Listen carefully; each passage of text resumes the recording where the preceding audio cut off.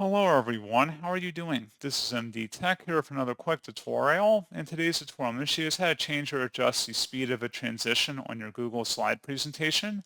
So this should hopefully be a pretty straightforward process, guys. And without further ado, let's go ahead and jump straight into it. So just right click on whatever slide has the transition you want to modify, and then select the item in here that says transition. On the right panel now, you can adjust the scroll bar to go to the right or left, depending on how fast you want the transition to be. You can select play to sample it, and that's pretty much it. So, as always, thank you guys for watching this brief tutorial. Do hope that was able to help you out, and I do look forward to catching you all in the next tutorial. Goodbye.